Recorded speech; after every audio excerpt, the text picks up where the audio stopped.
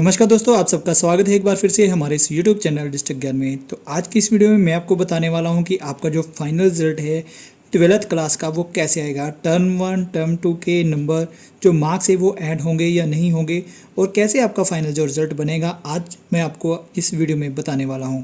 तो जो लोग हमारे चैनल में पहली बार आए हैं हमारे चैनल को सब्सक्राइब जरूर कर लें, क्योंकि जैसे ही 12th क्लास का जो रिजल्ट आएगा या कोई नई अपडेट आएगी रिजल्ट के बारे में तो आपको एक वीडियो के ज़रिए पता चल जाएगी। तो चलिए आज के इस वीडियो को शुरू करते हैं। तो काफ़ी सारे स्टूडेंट के कमेंट थे कि क्या फाइनल रिजल्ट में टर्म 1 और टर्म 2 के मार्क्स ऐड होंगे या नहीं होंगे। तो सबसे पहले मैं वही आपको बता दूं कि आपके जो फर्स्ट टर्म और सेकंड टर्म के मार्क्स हैं वो दोनों ऐड होंगे और ज़रूर ऐड होंगे। तो आप यहाँ पर देख सकते हैं, यहाँ पर मैंने एक क्वेश्चन मार्क डाला हुआ है। तो यहाँ पर आपके जो टोटल मार्क्स बनेंगे वो 100 में से बनेंगे। तो यहाँ पर जो क्वेश्चन मार्क मैंने डाला है तो यहाँ पर आपके जो मार्क्स हैं वो CCE और इंटरनल असेसमेंट के लगेंगे 20 मार्क्स। तो यहाँ पर आपके 20 मार्क्स जुड़ेंगे और आपका 100 में से एक सब्जेक्ट का जो रिज़ल्ट है वो बनेगा। तो मान लीजिए आपका इंग्लिश में जो फर्स्ट टर्म का जो रिज़ल्ट है वहाँ पर आपके 30 मार्क्स आए हैं 40 मार्क्स में से, और जो सेकंड टर्म का जो रिज़ल्ट आएगा वहाँ पर आपके मान लो फिर 30 मार्क्स ही आते हैं 40 में से। तो यहाँ पर आपके जो इंटरनल असेसमेंट है वो टीचर्स किस तरह से लगाते हैं, 20 में से 15 लगाते हैं, 10 लगाते हैं, किस अकॉर्डिंग वो आपके मार्क्स लगाएंगे वो अब फाइनल रिजल्ट में आपको पता चलेगा। बट मैं एस्टिमेट लगा लेता हूँ कि यहाँ पर आपके वो 20 मार्क्स ही लगा देते हैं। तो यहाँ पर आपका जो टोटल स्कोर बन जाएगा वो आपका 80 स्कोर बन जाएगा एक सब्जेक्ट में। तो इसी तरह आप अपने सभी जो सब्जेक्ट हैं वहाँ टर्म 1 और टर्म 2 के मार्क्स को कैलकुलेट करके और फाइनल रिजल्ट को कैलकुलेट कर सकते हैं। तो यहाँ पर हम अगर पंजाबी की बात करें तो यहाँ पर भी आपके मान लो 20 आ गए हैं 40 में से। इसी तरह यहाँ पर आपके 40 मार्क्स ही आ चुके हैं। तो यहाँ पर आपके 15 मार्क्स लगे हैं इंटरनल असेसमेंट में। तो यहाँ पर आपके तो इस तरह पंजाबी में से मान लो आपके 75 मार्क्स बन जाते हैं। तो इसी तरह आप हिस्ट्री, पॉलिटिकल साइंस या फिजिकल, तो ये सभी मैंने आपको 8 सब्जेक्ट के बारे में बताया है। तो अगर आप मेडिकल, नॉन मेडिकल या कॉमर्स के स्टूडेंट हैं तो आप भी इसी तरह कैलकुलेट कर सकते हैं। तो अगर मान लो आपके इसी तरह सभी के मैं मार्क्स को कैलकुलेट कर लूँ तो यहाँ पर आपके मान लो 70, 80 इस तरह मार्क्स बन जाएंगे। तो आपका जो टोटल स्कोर होगा वो 500 में से आएगा। तो इस तरह मैं अगर इस सभी को कैलकुलेट करूं तो ये आपके स्कोर बन जाएंगे 385 500 में से।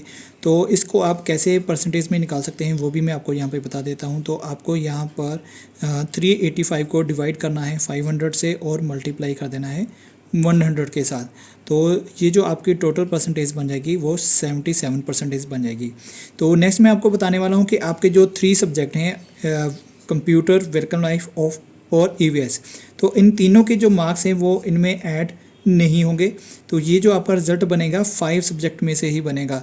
तो इन सभी तीनों के जो मार्क्स हैं वो ऐड नहीं होंगे। तो आप सभी तो जानते हैं कि इन सभी का फर्स्ट टर्म का एग्ज़ाम नहीं हुआ था। तो जो सेकंड टर्म का एग्ज़ाम था तो वो पूरे सिलेबस में से लिया गया था। तो जो सिलेबस था वो 50 मार्क्स का लिया गया था। तो जो थ्योरी का पेपर है वो 50 मार्क्स में लिया गया था कंप्यूटर का, और इसी तरह वेलकम लाइफ का, EVS का। तो यहाँ पर जो इंटरनल असेसमेंट थी वो अलग से लगेगी, पर यहाँ पर थ्योरी के साथ प्रैक्टिकल के एग्ज़ाम भी लिए गए हैं। तो यहाँ पर जो प्रैक्टिकल के एग्ज़ाम है वो जैसे 50 + 40, और यहाँ पर आपके जो CCE के मार्क्स लगेंगे वो 10 मार्क्स लगेंगे। तो ये भी बन जाएंगे आपके 100। तो 100 में से आपके जो मार्क्स हैं वो काउंट होंगे। तो अगर आपके थ्योरी में से 40 मार्क्स हैं और प्रैक्टिकल में 30 मार्क्स हैं तो इंटरनल असेसमेंट में 10 मार्क्स हैं तो आपके बन जाएंगे 80 मार्क्स। तो यहाँ पर जो तीनों सब्जेक्ट हैं इनके यहाँ पर आपके ग्रेड लगेंगे। तो ग्रेड भी लगेंगे और मार्क्स भी आपको मिलेंगे। तो आप जो ग्रेड हैं वो देख सकते हैं, कंप्यूटर, वर्किंग लाइफ और EVS के ग्रेड और मार्क्स दोनों आएंगे। बट मैं आपको फिर बता रहा हूँ कि आपके जो मार्क्स लगेंगे वो 5 सब्जेक्ट में से ही लगेंगे, ये 5 सब्जेक्ट में से ही लगेंगे। तो इस तरह आप अपने 500 में से कर सकते हैं। तो नेक्स्ट मैं बताने वाला हूँ आपको कि अगर पास फेल के बारे में, तो काफ़ी सारे कैंडिडेट को काफ़ी सारे स्टूडेंट को ये क्वेश्चन थे कि क्या अगर टर्म 1 में आप पास हो और अगर टर्म 2 में आपके मार्क्स कम आएंगे तो क्या आपका जो रिज़ल्ट होगा वो पास होगा। तो कैसे आप पास परसेंटेज निकाल सकते हैं या कैसे आप पास का कैलकुलेट कर सकते हैं वो भी आपको बताता हूं। तो यहाँ पर जैसे कि आप सब जानते हैं कि यहाँ पर 40 मार्क्स के एग्ज़ाम हैं, तो यहाँ पर आपको 20% मार्क्स चाहिए पास होने के लिए।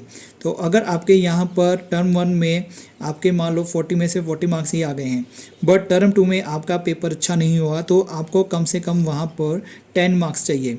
तो जैसे ही आप इनको प्लस करेंगे और इंटरनल असेसमेंट के मान लो अगर 10 भी लगा दें तो यहाँ पर आपके बन जाएंगे 50, 100 में से 50 बन जाएंगे, तो आप बिल्कुल पास हो जाएंगे। तो इस तरह जो फर्स्ट टर्म और सेकंड टर्म दोनों में से अगर 10-10 मार्क्स आएंगे तो आप 80 में से अगर आपके 20 मार्क्स मान लीजिए आ जाते हैं तो आप पास हो जाएंगे। तो इसलिए कोई टेंशन वाली बात नहीं है कि अगर आपके मार्क्स सेकंड टर्म या फर्स्ट टर्म में कम है या ज़्यादा है, तो दोनों के मार्क्स को कैलकुलेट करके ही आपका जो फाइनल रिजल्ट है वो बनेगा। तो दोस्तों उम्मीद करता हूँ मेरे द्वारा दी गई जानकारी आपको अच्छी लगी होगी, आपको पता चल ही गया होगा कि कैसे आप फाइनल रिजल्ट को कैलकुलेट कर सकते हैं, कैसे आपका फर्स्ट टर्म, सेकंड टर्म और सीसी के मार्क्स मिलकर ही आपका जो फाइनल रिजल्ट है वो आउट होगा। तो जल्द ही आपका जो +2 का जो रिज़ल्ट है वो जारी हो जाएगा। मार्किंग चल रही है, प्रैक्टिकल एग्जाम भी चल रहे हैं, तो जैसे इन सभी के मार्क्स जो अपलोड हो जाएंगे तो आपका जो फाइनल रिजल्ट है वो बनकर तैयार हो जाएगा। तो जैसे ही आपका जो रिज़ल्ट है वो आउट हो जाएगा हम आपको एक वीडियो के ज़रिए ज़रूर बताएंगे। तो इसलिए जो लोग हमारे चैनल में पहली बार हैं वो हमारे चैनल को सब्सक्राइब जरूर कर लें। तो आज के इस वीडियो में इतना ही है, मिलते हैं हमारी किसी और नेक्स्ट जानकारी वाली वीडियो में। तब तक के लिए जय हिंद।